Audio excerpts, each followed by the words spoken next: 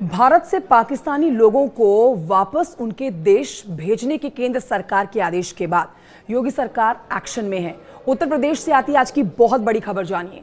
प्रदेश में रह रहे पाकिस्तानी लोगों को वापस उनके वतन यानी कि पाकिस्तान भेजा जा रहा है। जितने लोग पाकिस्तान से यूपी आए हुए थे उनकी पहचान की जा रही है और फौरन उनको पाकिस्तान वापस भेजा जा रहा है।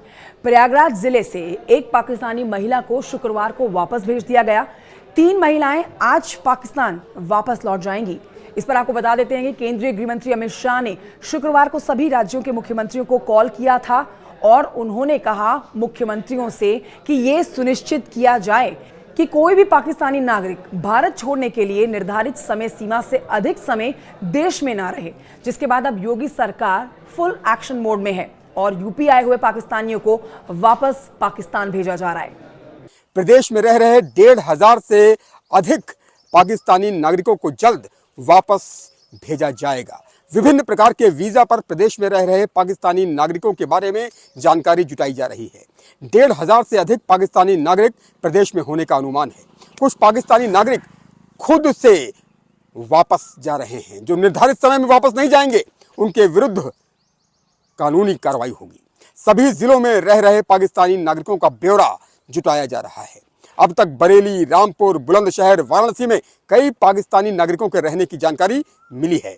कई पाकिस्तानी नागरिक वीजा अवधि समाप्त होने के बाद भी वापस नहीं जाते हैं और पहचान बदल कर रहने लगते हैं।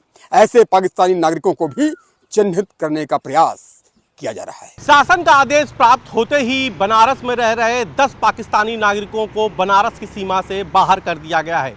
पुलिस कमिश्नर मोहित अग्रवाल के आदेश पर इन 10 पाकिस्तानी को रात में ही, क्योंकि शाम को शासनादेश प्राप्त हुआ और रात में ही उनको ट्रेन के जरिए दिल्ली पहुंचाया गया और दिल्ली से अमृतसर के रास्ते बाघा बॉर्डर और वहां से उनको पाकिस्तान भेज दिया जाएगा।